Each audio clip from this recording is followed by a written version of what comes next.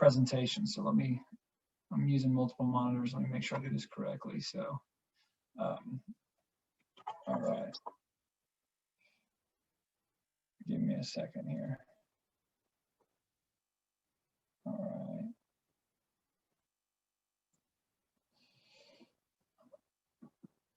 All right, you should be able to see my screen here, hopefully so. And so now I really can't see functionally any of you, which is fine. But let's walk through this together. So yeah, the goal of this discussion is to really angle your privileged role as a soccer club in your particular association, your area, as the nonprofit that you are. And I've been around the game for my entire life. I have been on the sidelines as well as kind of in the administrative side of soccer clubs. And it wasn't until over the last 10 years of my life, as I started doing executive leadership and coaching in nonprofits, that I realized the unique privilege and challenge that is in that whole sector, as well as among nonprofit soccer clubs. So the ethos of what I want to do for the next 40 minutes with you all, and then we can do Q&A, is just to make sure that we understand what a nonprofit is and what are some of the realities that you have to have in your mind as a properly structured nonprofit with a service that you provide, which is the game of soccer in your particular region. So nonprofit, I hope I'm speaking to the choir in a lot of what we do, but I may not be. So nonprofit does not mean non-soccer. It's not a distraction from what you do. It does not mean non-growth. It does not mean non-revenue and having a sustainable business model that allows you to serve for an increasing amount of time, as well as a growing potential even scale of those whom you serve. But what being a nonprofit does mean is it does mean that there's accountability, there's structure, as well as that you serve the community, the role that you've been asked to play in the community. I want you to think about your role. I'm not going to have you raise your hand or indicate anything because my screen's functionally just looking at this PowerPoint, but each of you that are on this call or going to watch later have a role that you play in your club. Some of you may be director of coaching. Your club may be large enough that has an executive director. You may be a board member or a board chair. There's factors that can cause you to contextualize what you do. There's the size of your club. There's whether your market's rural or you're in more of an urban or municipal area, and that changes everything. And so across the top of the screen there, you see some words that I use all the time in my coaching of the girls that I serve. I talk to the girls about knowing their role. If you're going to pass a ball and you're playing in space, what's the angle by which you play the ball? What's the timing of that decision? What's the weight of your pass?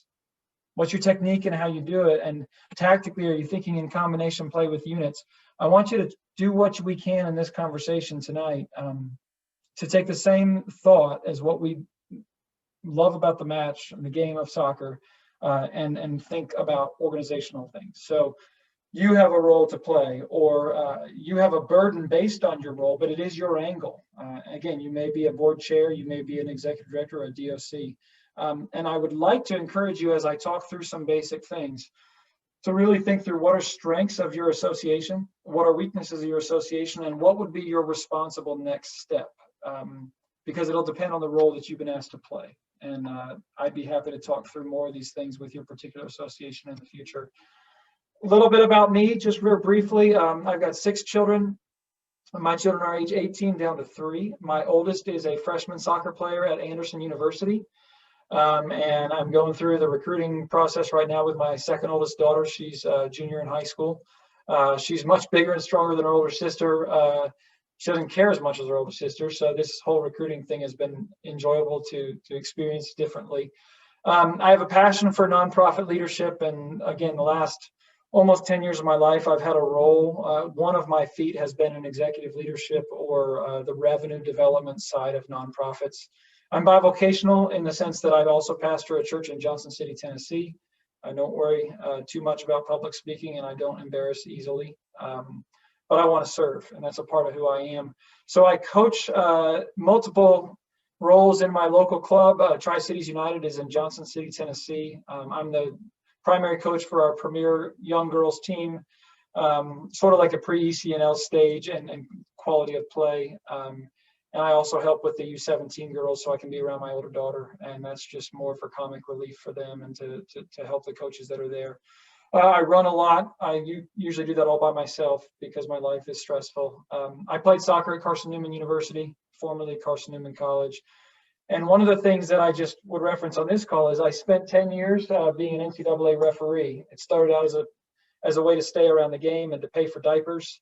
But I do find that it's actually been one of the most life-equipping things. And I would parallel what I experienced in the NCAA referee realm to nonprofit leadership.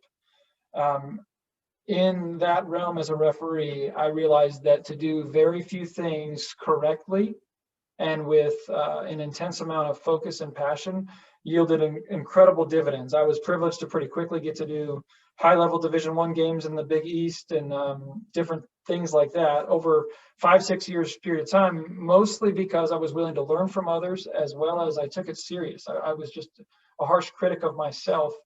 And that's where I learned you got to be able to make quick decisions with confidence. You need to position yourself in the correct way to have the best angle of what's going on in this particular moment that could unfold in any different ways. And I'll never forget my first, it was a Big East game. I was refereeing Villanova and Providence men's, and I was the center referee. And my assigner was the AR. And he said to me, he said, "Jim, are you ready for this?" And I said, "Well, I guess so. If you think I'm ready, you're the assigner. It's going to fall back on you." And he said, "Do me one favor. Do not miss your first caution. And everything will be fine." And so a little bit what I want to talk to you guys about tonight is just some basic things about nonprofit existing that may need to sometimes be heard like a caution, just a warning of making sure we do them right. Because if we can stay on top of those critical things in those critical moments, then the amount of creativity and freedom you'll have as a club is going to expand exponentially. I want to just say something because of the climate that you're in as a club. These are incredibly important times culturally. You're doing something, whether you're, again, a DOC or a coach or a board member, that has inherent meaning. And what we are talking about today is not just because I like soccer and you're employed by a soccer club. There's meaning to what we're talking through, a macro meaning as far as being a nonprofit that has presence in the community, but also micro meaning, every single family, every single child that you serve, and doing so in a way where we understand the privilege and the nobility. It just has gravitas. It's very important. It's the highlight of my week, 3 nights of the week, to just leave work early and get out on the field. I'm almost always barely on time, but I realize that there's a nobility to what we do to serve kids in our community. But here's the catch. Lack of clarity or understanding how to perform as a nonprofit can hinder more than just our soccer club.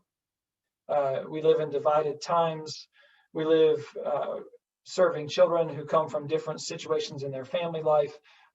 If we don't function with the risk management and the things required for a soccer club, we can see ourselves actually no longer being effective at what we really care about. And so this is critically important. 5 things I want to go through tonight. I talk pretty quick, so you're welcome to interrupt me. Again, I can't see your face, or I'm choosing to just set that aside on my screen. So freely just kind of interrupt me if you need. If not, I'm going to have Mark help me go through some questions at the end. But our 5 things are there before you. So structure, board of directors, whoever the club leader is on the operations side, could be an executive director or a DOC, money, and risk management. Those 5 things are what we'll hit kind of big picture, high level. A club that's a nonprofit soccer club needs to have the shape of a nonprofit. I imagine you know this, shape matters. I am frequently from the sideline when I'm coaching my girls. I will say, especially moments where the ball goes out the end line, or touch line, whatever, when there's a stoppage of play, I'll say, "Ladies, what's your shape? Get your shape again. What is your shape? It matters." And I mean, obviously 11v11 soccer, there's an abundance of different shapes that a coach can decide he wants to or she wants to put her team into for the good of the game. The game looks different with every one of these shapes. they're more or less effective depending on the personnel that you have. But ultimately, if we understand the shape of the 11 players we put on a soccer field, that it impacts the individual role, it impacts how we can do combination play on the field, and it impacts our tactics. The nonprofit realm is the exact same thing. And so what you have here is just a basic picture of an org chart for a nonprofit. The nonprofit exists ultimately as almost the possession of the community that it's in. That's the way that it's been set up by your bylaws, by the code of North Carolina law, as well as any other state that we're in. So the board of directors is functionally the governing body that has all authority in a nonprofit, and they typically will hire a CEO or a ED or a DOC, and then that person will oversee the staff members who don't report to the board. They report to that particular individual, and then they serve the community, the players, the parents, the families that are stakeholders in what we do.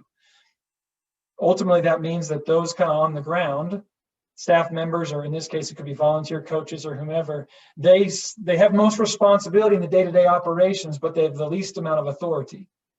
And this is set up on purpose so that the community is in some regards benefiting. And let me show you what I think this could look like in a nonprofit soccer club. Maybe it's not a CEO, maybe it's a DOC. This is actually modeled a little bit after the club that I'm a part of, TCU in Johnson City, Tennessee. The DOC has coaches underneath him in this case. There's also a club administrator. The club administrator has team managers underneath her, and volunteers from each team will do things like line the fields and make sure that we have our different things covered. And then, of course, you have the teams that are underneath the leadership of each of the coaches. And there's a less than $500,000 revenue, smaller, mid-sized club org chart. Except then last week when we were on our coaches call, we learned that the board of directors had hired a new executive director. And because of the chair that I sit in, I may have been the only coach wondering this, but I thought, how's this going to work? Who reports to the board directly? Is it our DOC who's been doing so for many years? Is it the newly hired executive director? How are those two going to work together in relation to the club administrator or the coaches? It is the job of the board of directors to determine that, because structure and shape matters. So what does a nonprofit board do? I want to start there. I'm going to actually hit three things. Again, I'll talk fast. You can write this down. I'd be happy to talk to your association or your board if ever needed to provide any more help. Governance, strategy, and financial management. I could have said a whole bunch of things, but those three things are absolutely critical in the nonprofit realm. In fact, they're the obligation of the board of directors. What is governance? Well, I'm going to share with you these red screens. I'm going to have three of them here. I'm just lifting some content from guiding principles and best practices for nonprofits that comes from a South Carolina Association of Nonprofits, that's where I first was serving as an executive director, was in the state of South Carolina. So I used this with the nonprofit I was serving to kind of do our own internal analysis of what we were doing well and where we needed to grow. So a guiding principle of governance, nonprofits excel at achieving their mission when the board provides high-level vision, leadership, and oversight, and they assure adequate resources and stewardship of those resources. So again, I don't know the sizes of your clubs, but it is the job of a board of directors to have high-level governing, mission-directing sort of leadership, as opposed to down in the weeds, where that is ultimately in a healthy nonprofit, that's passed through the DOC or the executive director and down to those who are out in the field serving in the operations of the organization. So what are some things that this could look like then for a healthy nonprofit soccer club or just a nonprofit? The board should be functioning in unison, even though everybody has different opinions and strategic hopes. But at that strategic level, the board will set goals and hold itself accountable for the results of their pursuit of those goals. It's the board's job to make sure that the organization has incredibly high ethical standards, and those whom the organization employs will understand those standards. It's the board who appoints or hires the executive director or the director of coaches or whomever is kind of the top of that operational pyramid. And I love how this is stated. The board connects to the organization through the primary employee that reports to the board. When I was serving as that primary employee for about $1 million, $2 million nonprofit, it grew over the course of the 4 years I was there down in South Carolina.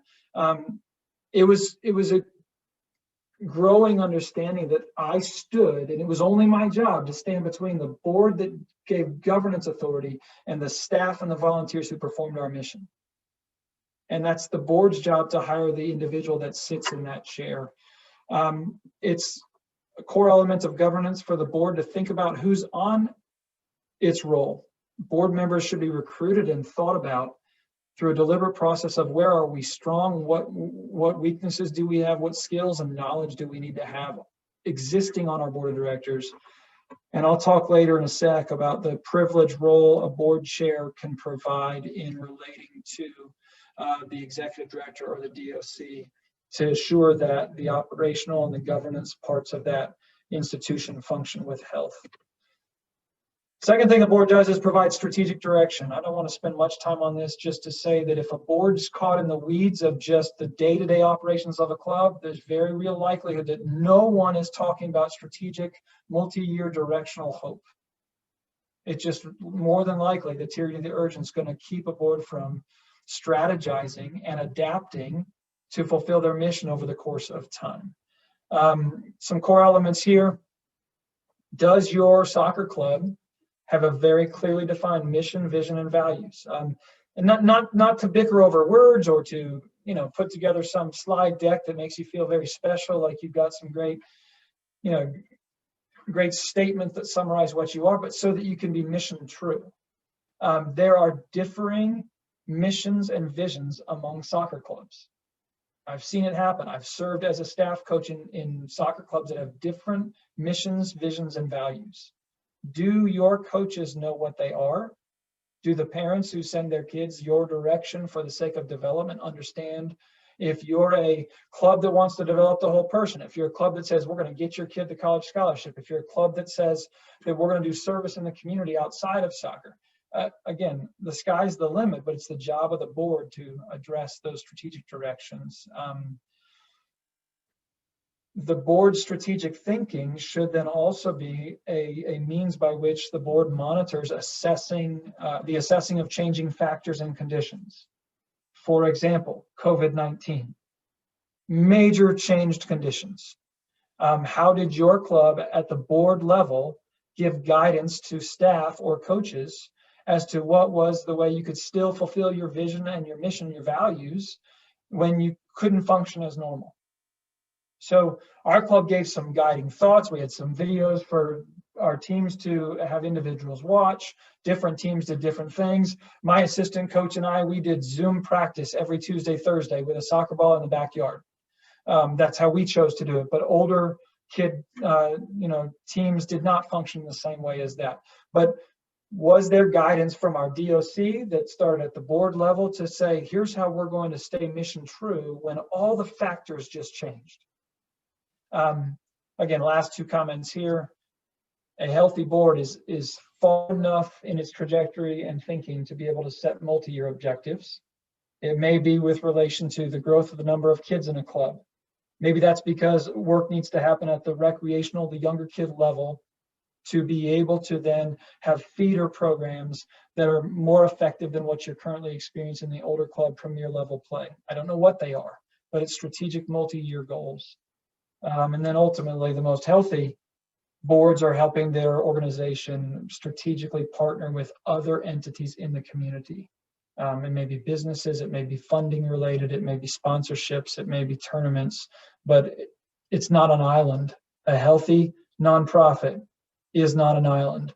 And as I talk about money at the very end and grant writing and stuff, I will say that in the nonprofit foundation realm, if you want to write grants across any spectrum of the nonprofit sector, almost every grant I write asks, how is your nonprofit cooperating with and collaborating with other entities in your community? Because we want to know that. And so that's a part of the board's role. And then this is one that I'm actually going to choose to show you a lot of words on the paper, but I don't want to spend too much time on it because it'll get very dense quickly. But it is just an obligation for the board to have quality financial management. Nonprofits comply with all legal and financial requirements. They adhere to sound accounting principles, and they will responsibly manage financial resources to reduce risk and to gain public trust. All sorts of things could be talked about here. I want to encourage every board of directors to have someone on your board that has financial expertise. You could always seek outside third-party help. The board should have its own codified financial policies. Of course, this is a dense group and description here, but policies related to review, compensation, conflict of interest. Again, these are some basic nonprofit things. Most small nonprofits don't have them. They end up, some of these different policies kind of creeping in as an organization grows. I remember when we had to address a whistleblower policy in our South Carolina nonprofit, it came because a donor wanted to invest heavily in our mission, but they had all these policies they were requiring us to have in order. And we realized it was nigh time that we, added some of these policies. So again, it's still the obligation of the board to understand what financial policies and control processes ought to be followed for the sake of fiduciary integrity, as well as for being a nonprofit in your state, filing your 990, all those matters.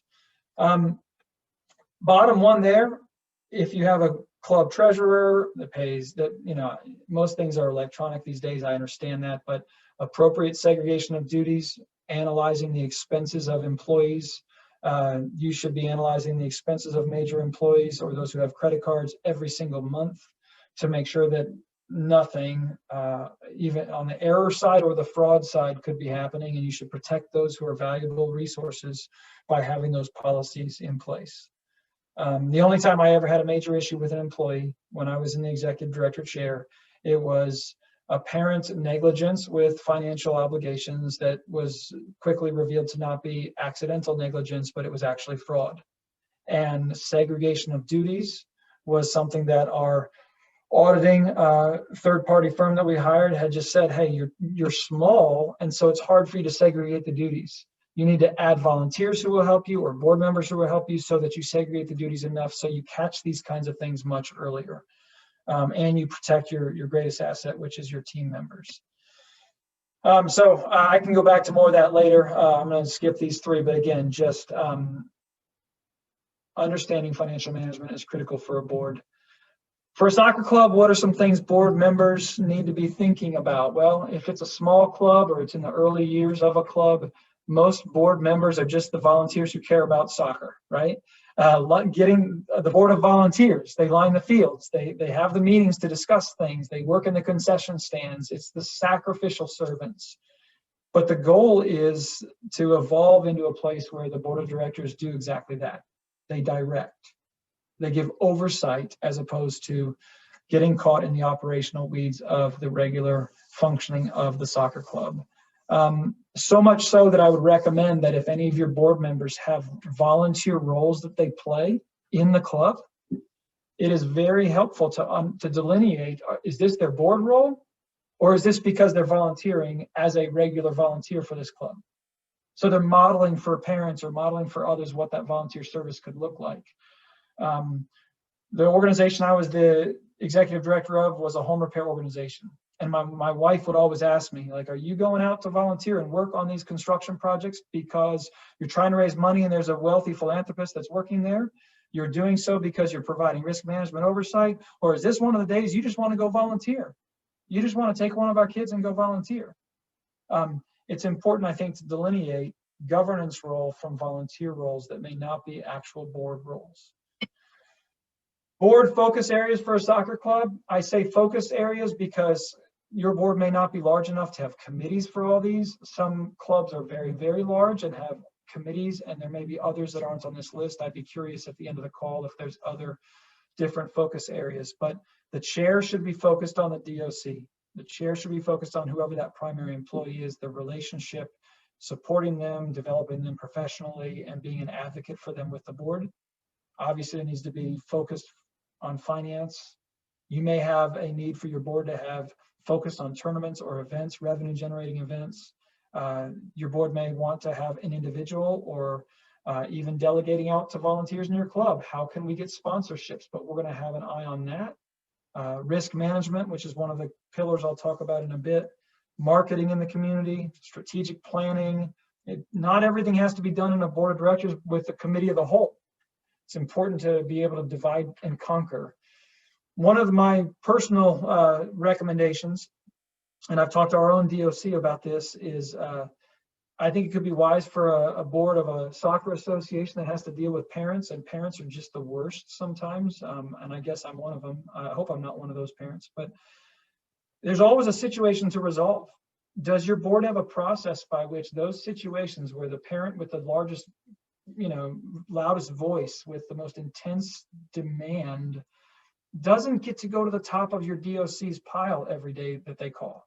Doesn't even end up on the top of the pile of your board, but there's an approach that your board will have, maybe it's a committee, to resolve situations of intensity so that none of those things end up being the thing that fills 75% of your board meetings, or certainly of your DOC's time. So that's a thought there, is some form of a board-focused approach towards situations of intensity.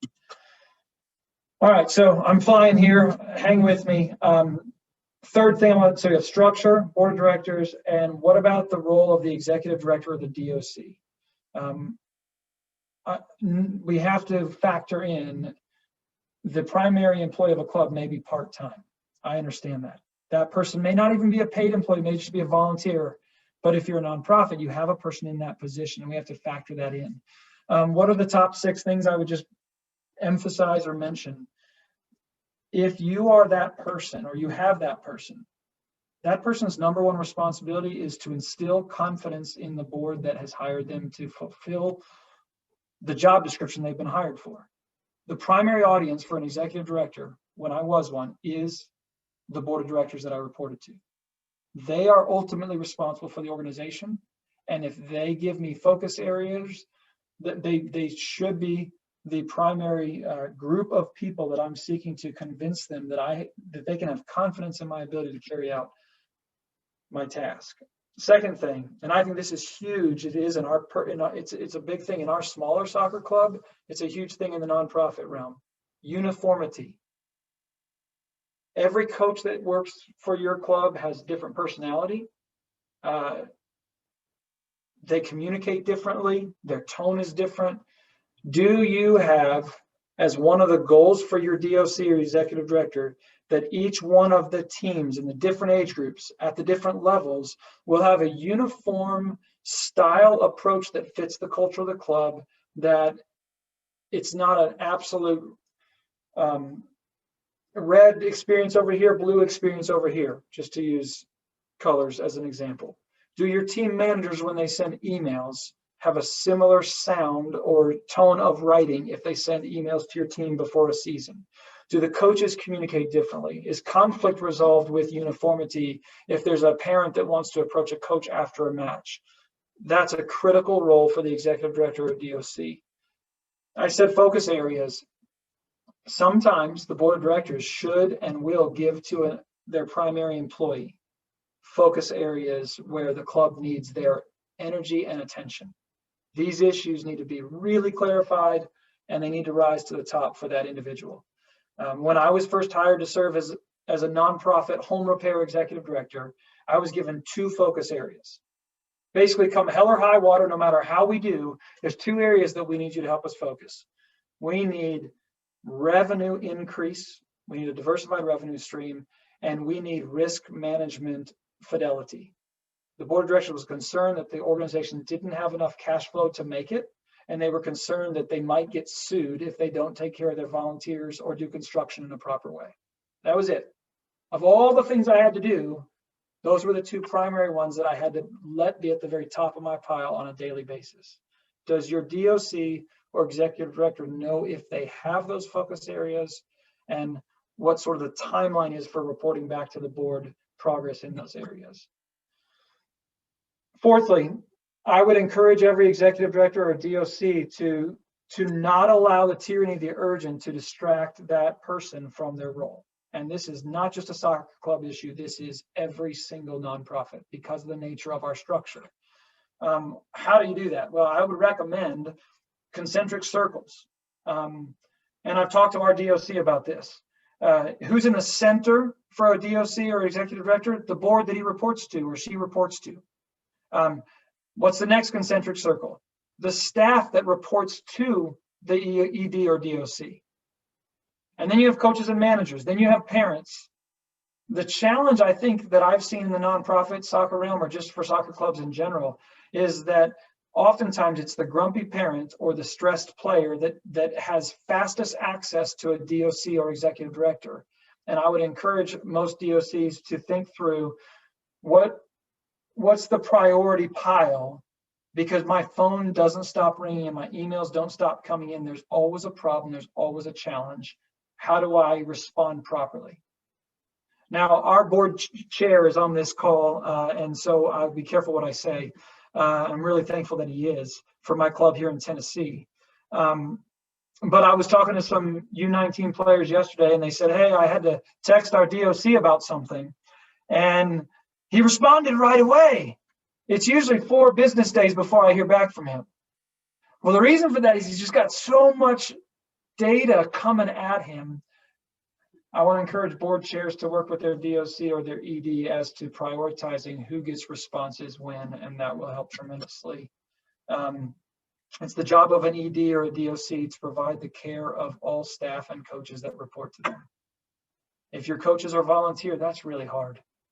The hardest people to train, the hardest people to hold accountable, and the hardest people to fire are volunteers.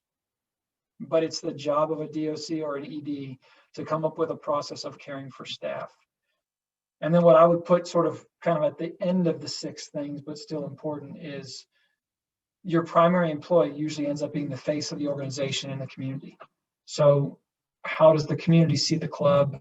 How do sponsors see the club? How do new families or players relate to the club? Probably through this employee. What a privileged responsibility, but that's heavy. And so those are 6 things that come to my mind. 2 more things here, and then we'll do questions and just talk about whatever you want. Money as a nonprofit. I don't want to say this with too much gravitas, but as a nonprofit, money is everything. You need to be sustained by having revenue streams that keep you sustainable. For an executive director or a director of coaches or a board chair, kind of the primary positions, if you were to be asked, or what percentage of your job is related to money, it's a higher percentage than you probably want to admit.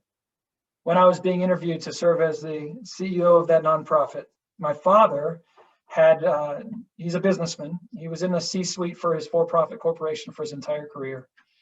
And he retired early and decided to go serve at a science-related nonprofit. And he told me, Jim, it was the hardest thing I ever did, by far, was to be that one person.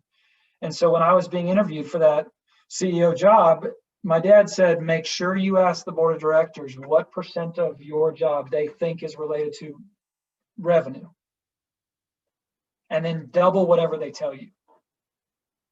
So if they say 75, it's really 150% of your job is to bring money in. That's tough if a person's primary calling is to be a high-level coach training coach for a DOC. But your board needs to understand whose job is it to emphasize a healthy revenue stream to be sustainable. Healthy nonprofits diversify their revenue. So I'm going to guess that majority of your clubs are sustained by the fees of the players in your club. I'm just going to take that guess. But if you look at the pie chart, is that 100% of your revenue? Is it just a dominant percentage? What are some other ways that a club needs to think about diversifying revenue? Marketing for corporations in that state or that region. Sponsorship of tournaments and events. Maybe sponsorships of scholarships for athletes. It could be sponsorships of balls that you give to the players and you put the logo of the corporation on it, but then you explain to the corporation that the sponsorship is going to be X number of dollars. It's going to cost us actually a little bit less than that. Therefore, we have some revenue coming into our club for our operational expenses. As a nonprofit, do the individuals in your club know that any gift that they give to the club is a tax-deductible gift? Fees are not, because it's fee for service. But if you're a 501c3 soccer club, you could be approaching philanthropy the same way that the organization I help that has $2.4 million come in every year from individual donors, because they believe in what we're doing and they believe in how we train youth and how we do construction. So has your board thought about how to pursue those who are passionate about the service you provide? True story. And I ask our board chair to forgive me for hearing this on a Zoom call like this, but one of the parents, two of the parents from the same family of one of the girls I coached last year, I started noticing the vehicles they drove to training. And I'm in philanthropy, so I'm always kind of observing those things, and I'll just call somebody. And I've done that before. Sitting at a stoplight, see what appears to be someone who has means and realize I know that person. I wonder what their job is. I'll Google it later. Oh man, they're in a position of influence in this community. I'm going to sit down and have coffee with them and talk about the needs of the nonprofit I lead. They may be interested. It may be a passion area of theirs. Well, one of the sets of parents of one of my little girls, she's a neurosurgeon. He owns his own family practice. And I wonder if our clubs ever thought about going to an individual like that and saying, hey, we really want to scholarship kids that can't afford to play at this level. And we would give you a tax write-off. Obviously, it's a tax-deductible gift if you think about it. So donations, grants and grant writing are a critical way for revenue to be provided to a nonprofit. And we probably will do another webinar in the future for me to walk through what that can look like, where we sync up our needs with a funder's priorities. That's the whole secret to grant writing. I've talked to Kathy as well as other folks in North Carolina Soccer about just even the possibility of soccer clubs could, as a 501c3, could connect to public funding. Community development block grant monies are federal monies given to local municipalities. They could be connected to a nonprofit that wants to develop fields using federal dollars owned by a city so that we have lights at our fields, for example, or whatever could be needed for the kids in our region. There's ways for large pools of public monies to be accessed because you're a nonprofit. And what I would say has been one of the biggest blessings for me of the nonprofit realm is I'm not afraid of being told no, and I'm not afraid to take risks. If you believe in what you're producing, the kids whose lives are being transformed, the families who are experiencing support, the athletes and the well-rounded individuals, whatever your club's mission or vision is, take risks on the revenue side to tell others about it and ask if they would be willing to support it, whether it's a corporation or an individual. Chances are you believe in what you're doing. That's why you're even on this call. All right. A couple more things in this, and we'll be done for questions. If you enter into the realm of grant writing or seeking to diversify your revenue through public partnerships, measurables are everything. Tracking the data points that make you unique as a nonprofit. So what are the demographics of the kids in your club? How many kids might qualify for a scholarship program if you had that? And again, I'm not telling you how to go about that data, but demographics matter. What's your footprint? What's your market? If you start collecting data, the best kind of data in a nonprofit realm is accurate, it's accessible, and you're going to share it with those stakeholders in the community on a regular basis, annual or whatnot. Because if a person or a foundation or a corporation were to invest in your nonprofit soccer club, the way to enable them to desire to give the following year or the next year or whatever is by complying to whatever you told them you'd do and proving that you performed upon the purpose for which they gave you money. We're going to train 200 kids. We want 10% of those kids to be scholarship. We want you to do the 10% scholarship. Total cost for general fees for the 200 kids would be X. 10% of that is Y. We want you to give Y to our club so we can scholarship kids. And we're going to let you know the outcome based on those measurables that we put into our grant. That's just normal nonprofit grant writing requirement. And the biggest part about engaging donors is saying thank you, sending pictures, handwritten notes by a club, handwritten notes signed by the girls on the U17 team who say thank you for helping us go to regionals. your company invested in, the cost of our travel, whatever the case may be. I made a commitment when I entered the nonprofit realm. I didn't know what I was doing. Again, I'm a pastor of a church. That's all I'd ever been doing was in the faith community. And before I knew it, I was in having meetings at the Capitol. I was talking to the largest utility providers. I was talking to multi-billion-dollar companies. And all I knew was that if I believed in what I did, I would be the first person in line if they opened the door to my nonprofit's area of service. For us, it was housing. So if anybody was interested in investing in housing, the minute that I learned that they were interested in investing in housing, I was trying to form relationships with their highest level leaders so that if they swung the door open and said, we've got extra money and our board of trustees are demanding that we give X number of dollars to our community before the year's end, I wanted to have tapped those corporations more frequently and with more genuineness and with more excitement than the other nonprofits in our community who were also doing great things. So I thank people all the time. Pictures of what we're doing just so they see the impact well before the reports were due.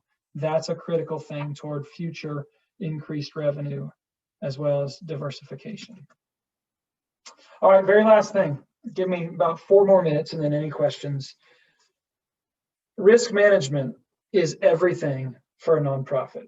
That's a big category, but to be a nonprofit is to manage the risk of those entrusted to your care for the good of the community that you're in. Personal experience for me.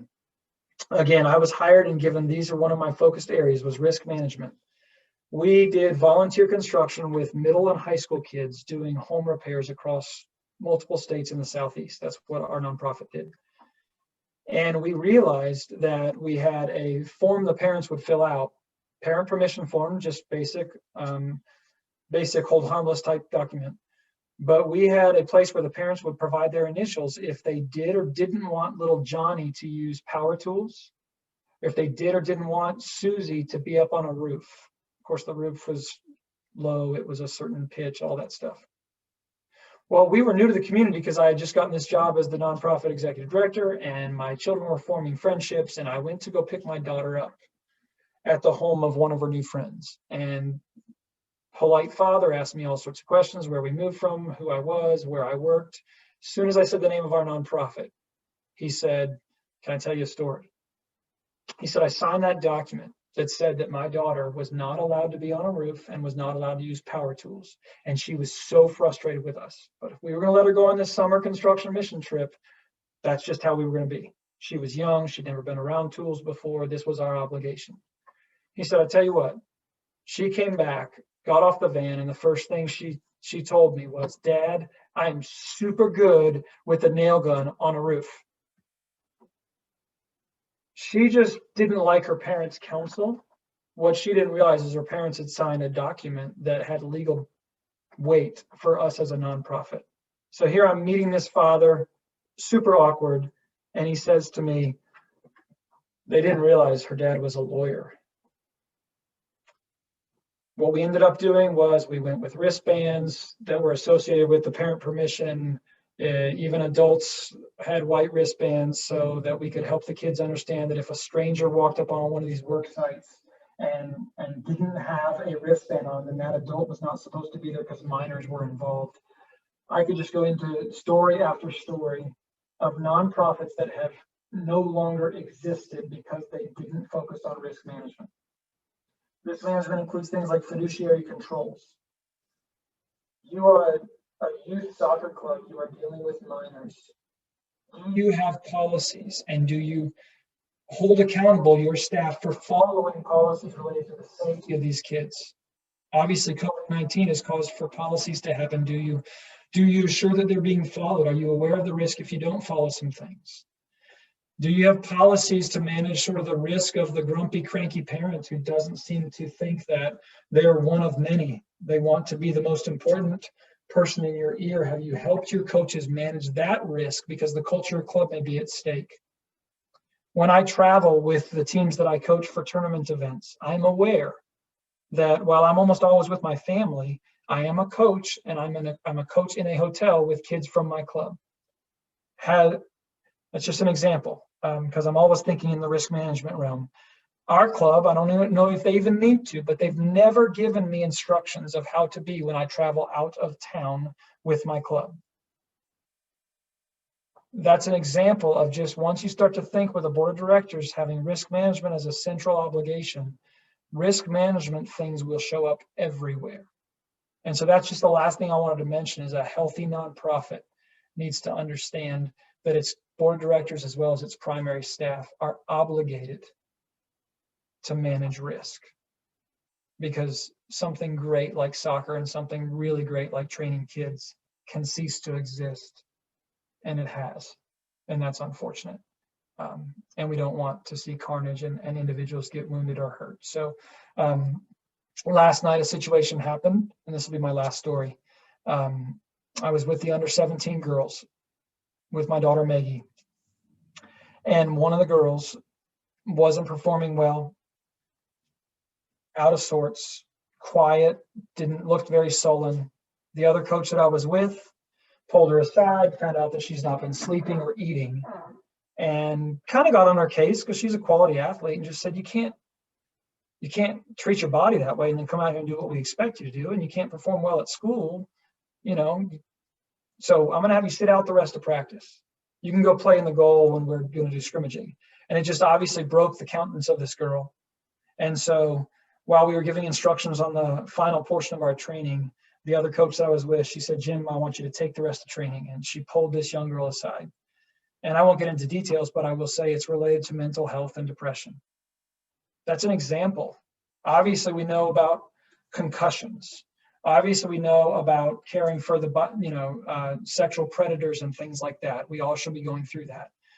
But then it dawned on me, this is an example of risk management. In this day and age, with the anxiety and the depression and the cultural upheaval, things like the mental space and the health of the young adults as well as the coaches that are involved in our program, that's a risk management issue, how we handled that. And we've been handling that all day today with parent involvement. So yeah, I just want to kind of rest my case there, and I'll probably leave this screen up, and then I'm going to ask if you guys have any questions. If you've not seen a hierarchy of competence pyramid, look at the pyramid on the left. Whenever we try to be great at something, we usually find ourselves realizing that we don't know what we don't know. We're unconsciously incompetent about the things that we're doing. And a good step of progress is to become conscious of what we're not doing. That's actually progress. I'm conscious of my incompetence. I know I'm doing it wrong. Where we want to really strive to be is we're conscious of the things we're doing right. I know how to do something right, and I'm thinking about it. It's intentional, and then very few people end up living and thriving with unconscious competent, often end up being rather arrogant, but where basically I can just do what I'm doing without even thinking. That green element of that pyramid is where I want to be as an individual, as a coach, because I want to be able to show people how to get from where they are to where they need to be. And I want them to understand the steps in the process.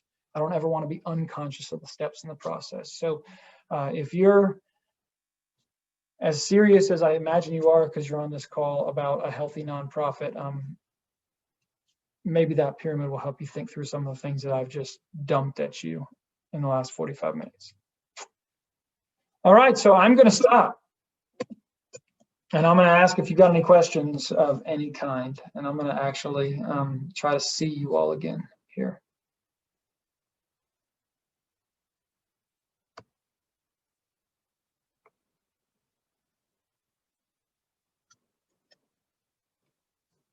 See if I can find this chat.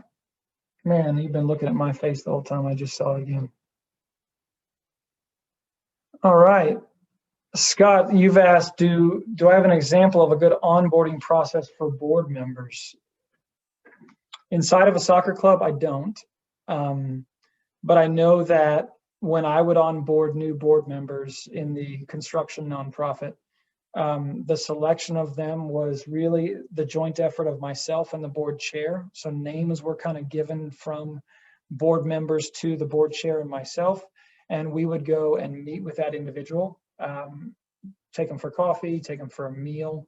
And that way you had two perspectives represented in that onboarding process. You had the board chair who's thinking governance, and you had the executive director who's thinking operations. And where do we have gaps in both of those categories? And so I'm a very relational guy, I think, more than I am process sometimes, and that's to a fault. So most of my onboarding processes were just super relational, that a person would understand what we do, that they would understand where we're strong, that they would understand where we're weak, and that they would be able to articulate with confidence how their gift set might fit into a niche where we would need them. Does that help? Hopefully a little bit. Carrie, you asked about sharing more information about grants. Yeah, we have not planned it yet, but one of the conversations I've had with Kathy and the staff of North Carolina Youth Soccer is that we may do an every other month webinar, if that'd be helpful. And this was way too much content, and I'm aware of that. And just focus on something like grant writing, for example, and actually go through writing a grant. We could almost do that in an hour. To a local corporation, and I would do the work to kind of have a corporation's philanthropic initiatives, where they give their focus areas of where they want to give their money, and we could talk through how would a soccer club with integrity share our vision and some of the opportunities where we could get that corporate or foundation involved through grants. So it's not scheduled, but Kathy said to me just a few days ago by email that perhaps every other month for a while, if it's of service to you all, I would try to help do some webinars with specific focus areas.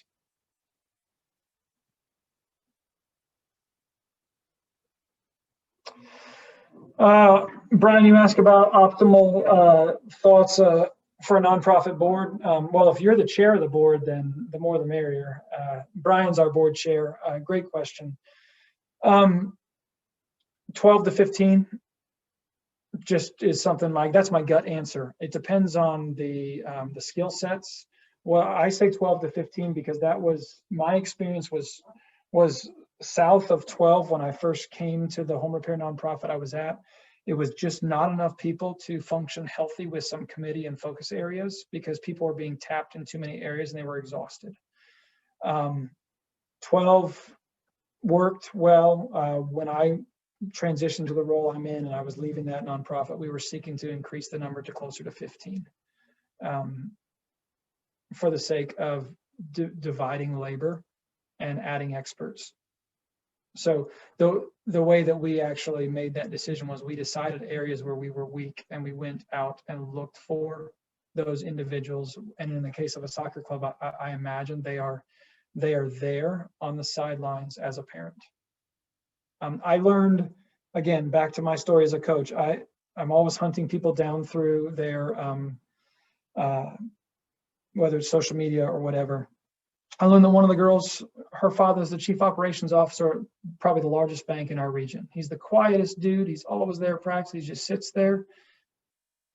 Who knew that quiet dad, who's never a problem for me as a coach, has such a strategic position for such a large institution in our community.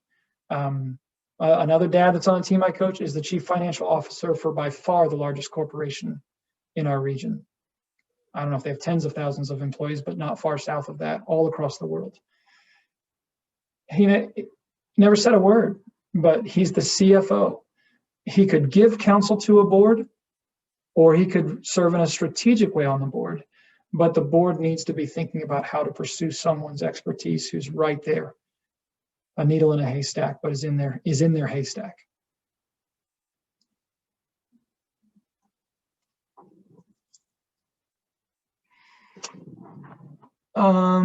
Scott, how do nonprofit organizations attract or recruit talented staff that are entrepreneurial in nature?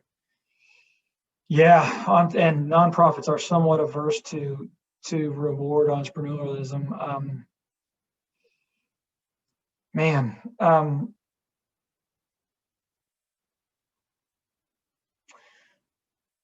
I'm going to try to think of how to answer this with a gut answer. It's too big of a question for me to really go deep in.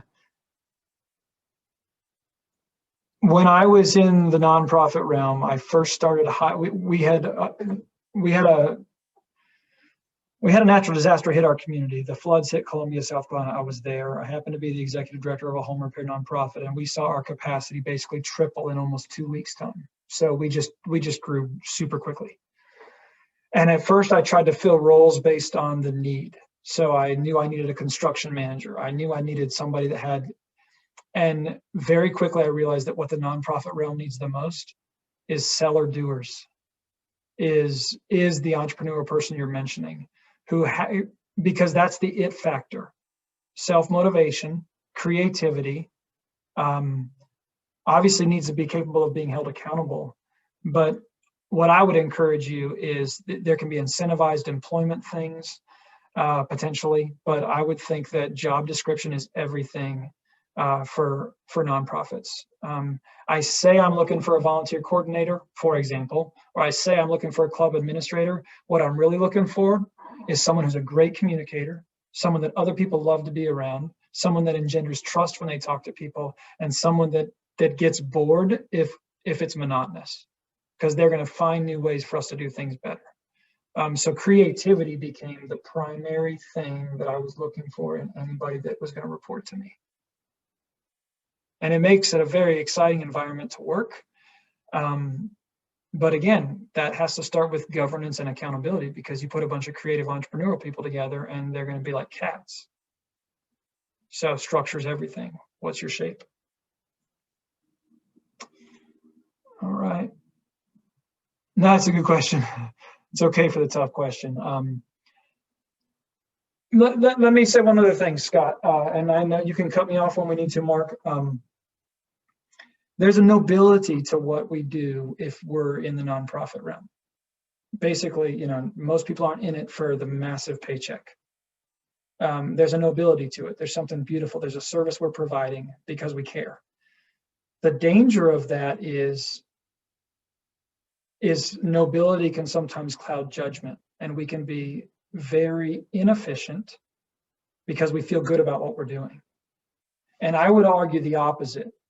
We need to be looking for employees, and we need board of directors who have hold accountable an organization to being the most efficient, because the nobility is so great. The most efficient because we are a nonprofit. The most efficient because we have limited time with an amazing mission, and we want to expand the scope of what we do in a healthy way. If I am a for-profit and I sell widgets and a bunch of the widgets get thrown away, but I made a bunch of money off of it, my inefficiency is not the end of the world.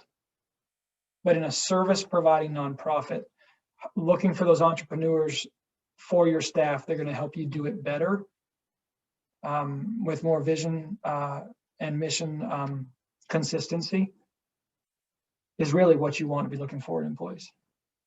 Is it important to have job descriptions for volunteers? Yes, Jamie, great question.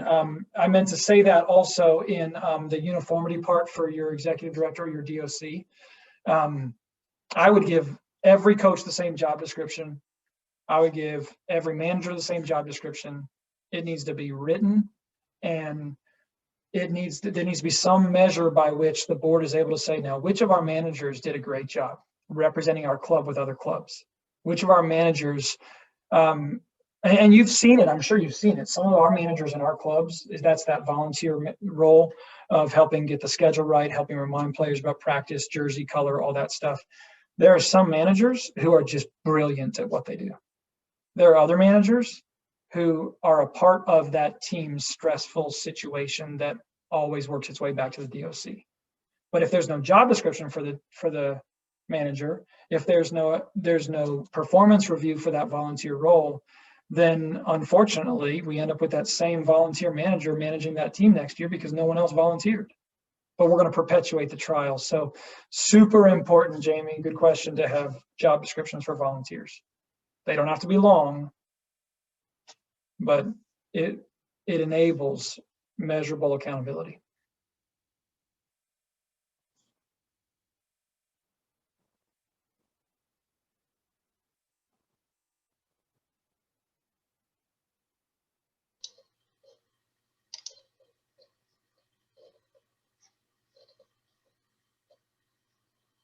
Mark, you can interrupt me. I see your face now. I went over time, but this is fun.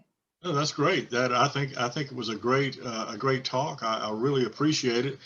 I added 15 minutes onto it. I thought Zoom was going to cut us off because I made it for an hour to begin with. So, ladies and gentlemen, I think unless you have other questions, this may be the end of it.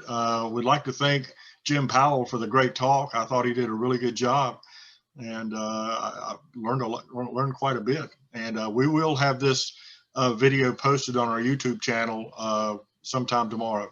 So, Okay. great. Keep doing what you're doing, folks. It's important. So I appreciate the opportunity, Mark. And Jamie, thanks for the connection to North Carolina Youth Soccer. And I'm here to serve. You can reach out to me by email. I'd be happy to talk with individual clubs at whatever level would be helpful.